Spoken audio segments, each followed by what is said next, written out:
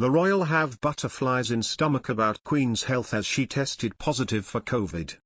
The Queen has tested positive for COVID, Buckingham Palace has announced. The monarch, 95, is experiencing mild cold-like symptoms but expects to carry out light duties this week.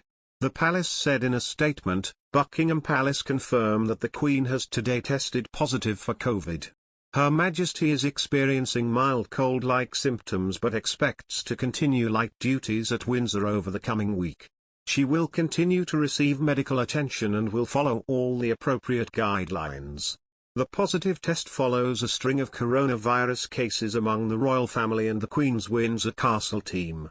The Queen met Prince Charles the week he tested positive, while Camilla has also contracted the virus.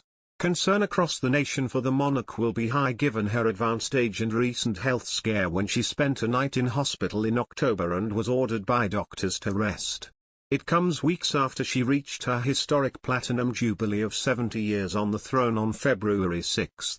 It also comes during a turbulent week for the royal family, which has seen Prince Andrew settle a civil sex case with his accuser, and the Prince of Wales facing the possibility of being interviewed by police over an alleged cash fawners scandal. The Queen is understood to be triple vaccinated.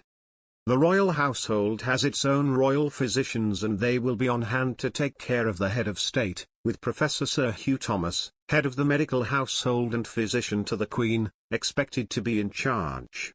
It is likely she will be working from her red boxes, sent to her every day and containing policy papers, Foreign Office telegrams, letters and other state papers from government ministers and Commonwealth representatives that have to be read and, where necessary, approved and signed.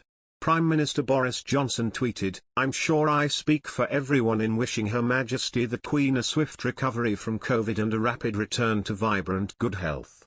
Health Secretary Sajid Javid wrote on Twitter, wishing Her Majesty the Queen a quick recovery. Home Secretary Priti Patel said, wishing Her Majesty a quick recovery. God save the Queen. Earlier this week, the 95-year-old held virtual audiences at Windsor Castle. The monarch was seated in front of her computer screen where she received the Finnish and Jordanian ambassadors via video link on Thursday. On Wednesday, she sparked health fears after admitting to having trouble moving during an in-person audience. When asked how she was during a Windsor Castle reception, she told two senior military officers, "Well, as you can see, I can't move." Robert also believes the Queen's latest health battle will be yet another reminder to Prince Harry of the distance between his new life in the US and his elderly relatives. He adds, "I am sure it will focus the mind of Prince Harry too, who was once so close to the Queen. His wife, Meghan, seems happy never to return to these shores. But for Harry, being more than 5,000 miles away from his family, at times like this, must emphasize his isolation from the House of Windsor." Majesty magazine's Joe Little says the Queen will respond to her coronavirus diagnosis in a matter-of-fact manner.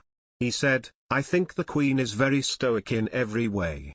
I would guess that she will be matter-of-fact about the diagnosis in a way perhaps that the people around her are less matter-of-fact." He added that there is cause for concern given that the Queen is 2 months away from turning 96, but it is believed she has the protection of 3 COVID vaccinations.